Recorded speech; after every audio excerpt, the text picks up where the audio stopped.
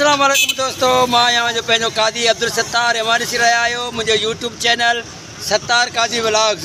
जी हाँ दोस्तों, मैं हिते बीठल आहियां रेती रोड उबावड़ो में ऐं हिते मुंहिंजा कुछ दोस्त आहिनि जेके मुझे चैनल के दोस्तनि मुझे चैनल के सब्सक्राइब कयो आहे ऐं मुझे चैनल के मुझे वीडियोज़ के लाइक भी कंदा आहिनि, कमेंट भी कंदा आहिनि ऐं माशाअल्लाह अल्हम्दुलिल्लाह। इन टाइम जेको मुंहिंजा सुठा दोस्त थी विया आहिनि, सुठा सब्सक्राइब दोस्त थी विया आहिनि।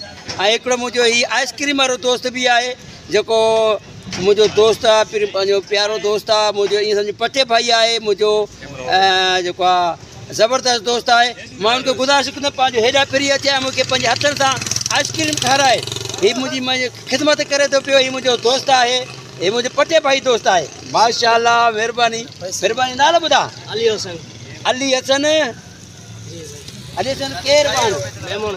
अली हसन मेमून बाबा।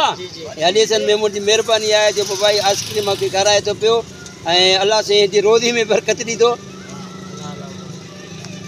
हा ज़बरदस्त माशाअल्लाह। VIP यार साहिबु आहे बिल्कुलु प्योर खंड जी ठहियल आहे, खीर जी, इसमें का मिलावट ना है बाबा, मुझे चेक कई है।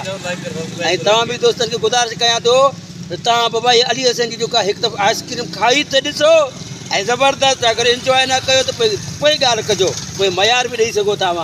ज़बरदस्त जायको, बेहतरीन जायको। अवां की त रेती रोड उबावड़ो ते ही तव्हांखे मिली वेंदो ज़बरदस्त जेको आहे आहे असांजो आइसक्रीम वारो। ऐं मां दोस्तनि खे गुज़ारिश कयां थो अगरि तव्हां आइसक्रीम तव्हांखे वणे थी पई तो मुझे वीडियो के भी लाइक कयो ऐं शेयर भी कयो पंहिंजे दोस्तनि में।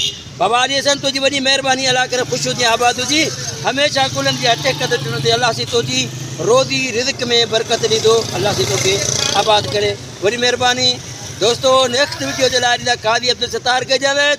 अल्लाह भाई।